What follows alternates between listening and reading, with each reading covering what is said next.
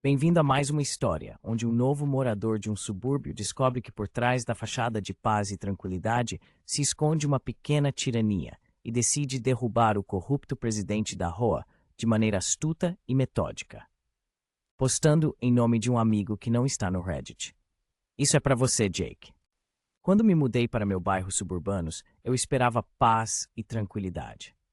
Em vez disso, entrei numa pequena ditadura comandada pelo presidente da nossa rua, Todd. Todd era o pior tipo de líder. Aquele que adorava o poder, mas detestava a responsabilidade. Ele impunha regras ridículas, como multar pessoas em $200 por deixar seus lixeiros para fora um minuto depois das 9 da manhã, mas ignorava as regras quando isso lhe convinha. O próprio quintal dele era uma bagunça de estruturas não autorizadas, e sua cerca era mais alta do que o permitido pelas ordenanças da cidade. Mas o verdadeiro pecado de Todd, usar a rua como seu banco pessoal. No começo eu tentei raciocinar com ele. Minha cerca estava um pouco fora da cor aprovada, porque a tinta aprovada não estava disponível, e ele me multou em $500. Eu expliquei, forneci recibos e pedi um pouco de compaixão. Todd sorriu sarcasticamente, disse: "Regras são regras", e se afastou. Foi quando decidi que faria ele cair, não gritando ou em debates públicos, mas de forma metódica, legal e de um jeito que ele nunca se recuperaria.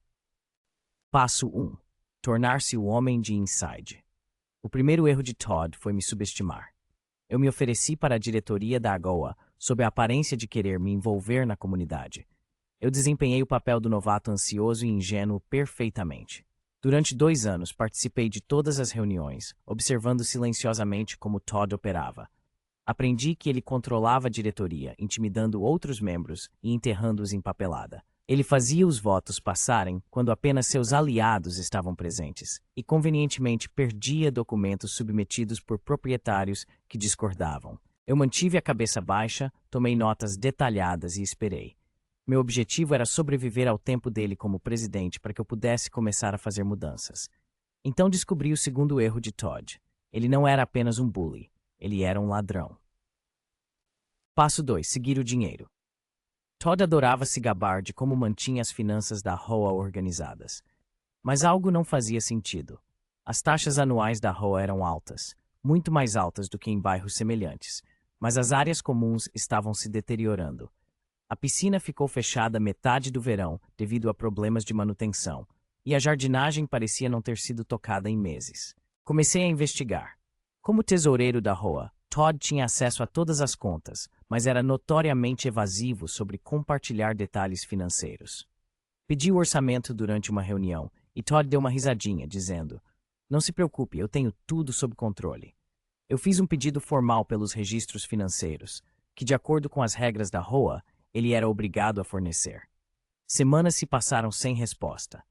Foi quando comecei a conversar com os vizinhos. Acontece que eu não era o único suspeito. Mais de uma dúzia de proprietários havia solicitado acesso ao orçamento ao longo dos anos, apenas para serem ignorados. Um vizinho alegou que Todd tinha usado fundos da rua para instalar um novo pátio em sua casa, enquanto outro jurava que tinha visto os filhos de Todd na piscina comunitária durante seu fechamento para manutenção. Armado com essas suspeitas, eu fiz uma reclamação formal à diretoria da AGOA, forçando Todd a fornecer os registros. Ele hesitou, mas eu não estava disposto a recuar. Passo 3. Construir o caso. Quando Todd finalmente entregou os documentos financeiros, estava uma bagunça. Faltavam faturas, pagamentos estavam mal etiquetados e algumas despesas eram simplesmente bizarras. Uma taxa de jardinagem de $15.000 paga a uma empresa que não existia. Milhares gastos em custos administrativos sem explicação. Eu cruzei as declarações bancárias da rua com registros públicos e encontrei a prova. Todd estava desviando dinheiro para suas contas pessoais. Ainda melhor, descobri que Todd havia inflacionado as taxas de contratantes, embolsando a diferença e dividindo os lucros com seu amigo, que era um contratante duvidoso que cuidava da maior parte da manutenção da AGOA. Compilei tudo em um relatório detalhado, completo com planilhas, fotos e declarações autenticadas de vizinhos que tinham visto as travessuras de Todd em primeira mão. Passo 4. O golpe. Esperei pela reunião anual da AGOA, que geralmente era um tédio, frequentada apenas por alguns poucos proprietários. Mas desta vez, eu me certifiquei de que as pessoas aparecessem. Passei semanas batendo em portas, explicando o que Todd tinha andado fazendo. Não compartilhei tudo, apenas o suficiente para deixar as pessoas irritadas e curiosas. Na noite da reunião, a sala estava lotada. Todd começou a reunião como de costume, falando repetidamente sobre como era difícil gerenciar a AGOA e quanto ele havia sacrificado pela comunidade. Foi então que eu me levantei. Perguntei calmamente se ele poderia explicar algumas discrepâncias no orçamento. Todd riu nervosamente e disse: "Acho que este não é o momento nem o lugar." Eu respondi: "Na verdade, Todd, é o momento perfeito." Eu entreguei cópias do meu relatório a todos na sala. O clima mudou instantaneamente. As pessoas começaram a ler, sussurrar e depois gritar. Todd tentou recuperar o controle, mas era tarde demais. Pedi um voto para removê-lo como presidente.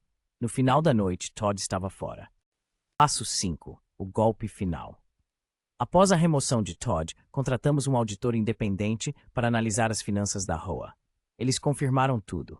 Todd havia desviado mais de $50,000, mal administrado dezenas de milhares a mais e cometido várias fraudes.